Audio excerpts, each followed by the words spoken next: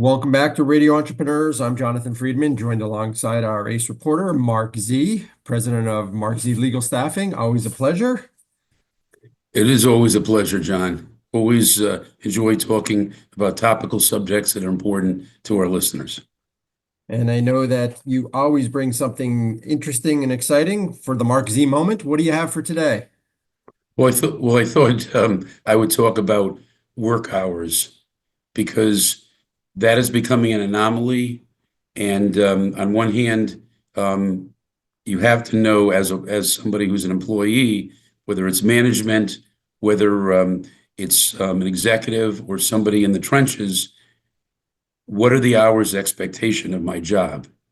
And a lot of companies or organizations are giving hours expectations, but at the same time, because of our world of hybrid, remote, and in office, a lot of times that has changed what the expectation is and what the real work hours are. And So, that's become a subject that's very important to an employer who needs to get a hold of somebody, who needs to know they're available when I'm trying to touch base with them, whether it's for a meeting, whether it's for a situation that's happening, and for the employee in terms of expectation, because they're saying, on one hand, I might be working remote today, hybrid. At the same time, a lot of times because I'm working remote, the employer feels that they can call me more hours than the job requires. So that's the dichotomy. an interesting subject, obviously, because you've got what statutorily is considered a work day, and then I know it's somewhat easier, I guess, in some respects, in the professional setting where you're expected to perform a certain number of hours or billable hours per year or per month or per week, depending on how or how that is played out. But then we've got in practice what happens. And to your point, I think with hybrid and with technology, those lines are often blurred. So we've got what are the statutory requirements, I guess, and then what is good culture? Right, And right, so we've got a lot to unpack there. right. And I think many, unfortunately, many managers don't really think about culture when they're up at 5 a.m. firing off texts. So Right. why don't you give us the lay of the land in terms of what you're seeing and expectations and things of that nature? Well, in terms of managers, a lot of times um, getting information off their plate, it's um, it's going to happen even before it's what their expectation is in terms of, sorry for my voice, excuse me.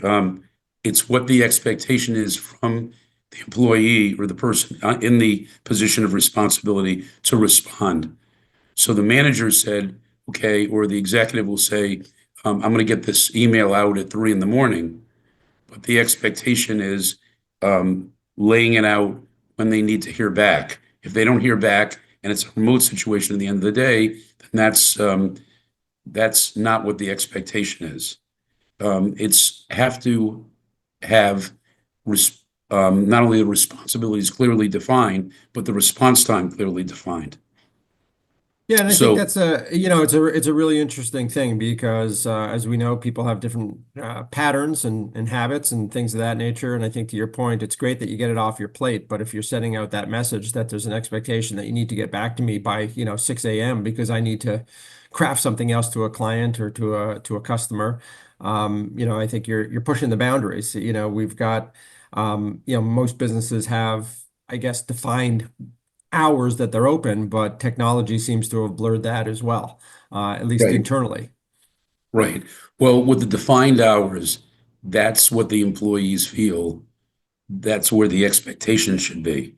If there is not an emergency, but if there is a situation which is calling for a response before the hours or after the hours, then that should be discussed with the employee because those situations happen.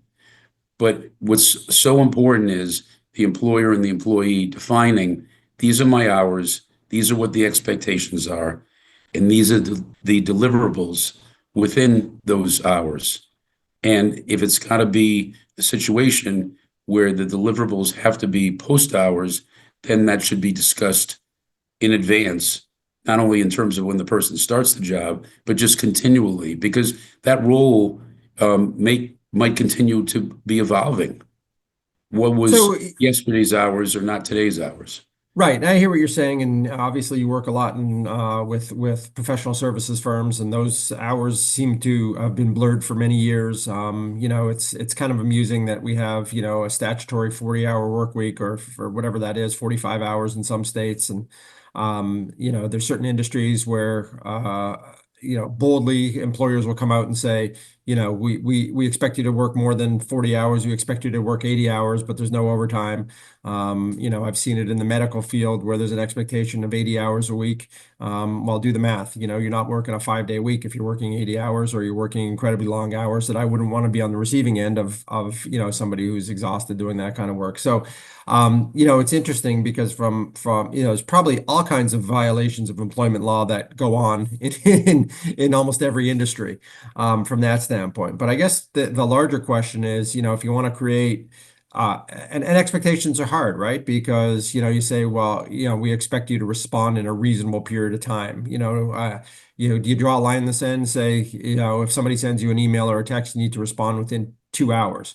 Well, what if I'm a litigator and I'm in court for 4 hours? So there's always Right, exceptions, I think, that happen. But I think to your point, what comes down to communication and making sure that there's clear communication.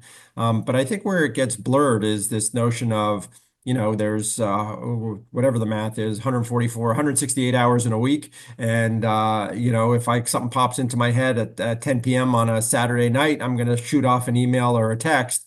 Is it unreasonable to expect somebody to respond before Monday morning? And if it is Monday morning, at what time? right, I think there's a lot of people who first thing they do in the morning and last thing they do at night is, check email.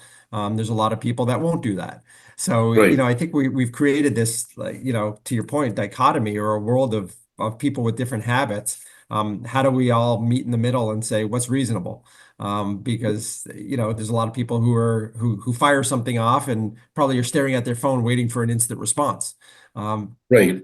And that's a lot of times having to do with obviously clients and clients of the employer, where if you respond to that client, then that client might be available to respond to you and you have a back and forth and it wasn't what you intended. So it's drawing the lines. With the employee, when you have an attorney who is in court, a lot of times that's blocked out. Those situations where you have a professional type environment, a lot of times has different expectations than a managerial type environment or an employee type environment. So I think every expectation is different in terms of the response and what the employee is looking to do in terms of their hours. So are you seeing more and more employees that are trying to set boundaries in terms of saying, my quitting time is 6 p.m. or pick the time, whatever that is, and after those hours, don't expect me to respond to emails or texts? Is that Right. some expectation that's getting set? Correct. That's what's happening. A lot of employees now are saying, what are my hours? And what is the expectation of response? And if the employer said, look, your hours are this, but from time to time we have situations that require a response, we're looking to you to be able to be accessible. So that's what's happening with employees, that they really do want to know what the expectation is, because particularly with this generation we're in right now, they want to know, okay, I'm now off the clock, or off being accessible, then I could now begins my personal life. Hmm. And It, it, COVID it, it, changed that. Yeah, no, I get it, and I get it. I think it's a tough battle because the flip side is, I want to be paid a tremendous amount of money, yet I want to work within this box. I hate to break it, but that's not necessarily the way it happens. You know, Right, right, you want to be paid ungodly sums of money for doing your job, then you're available more than in the construct of, 9 hours a day or whatever that might be. Um, right. Obviously these jobs are very demanding for a reason because people are paying a lot of money to get responses when they want responses. So, I think it's Right. it's it's an interesting time that we're in, and I understand the argument both ways. But I also think, taking a cue as an employer or as a manager, thinking about how your message is received. Because the last thing I think people appreciate is waking up Monday morning to a flurry of emails that came over the weekend. That's almost as bad as not responding over the weekend. Right. Right. Right. Uh, Right. yeah, No, it all is, what is the expectation? What's the yeah, expectation of the employee? What's the expectation of employer? And going into the role, understanding what may be in that gray area to respond, or we have to work on something that's outside the boundaries of the hours. And that's really big on the employee wish list today in terms of what are the hours, what's the expectation, and um, where are they looking for the deliverables to happen. And yeah. No, good stuff. Like always, Mark, with almost anything in life, better to have that conversation in advance and set those expectations and be on the same page than to find out after the fact that, there's a conflict and creates a tense situation and nobody's happy. So, always sage advice. Mark Z with the Mark thank Z you. Moment. Mark, if people want to get in touch with you, talk more about employment opportunities or as such, what's the best way for them to reach you? Well, first of all, John, go on our wonderful Radio Entrepreneurs website, radioentrepreneurs.com. Go to Mark Z Legal, MarkZLegal.com. Google Mark Z, MARC and the letter Z, or 617-338-1300. Wonderful. As always, this is Mark Z with the Mark Z Moment, and we'll be right back with another segment on Radio Entrepreneurs.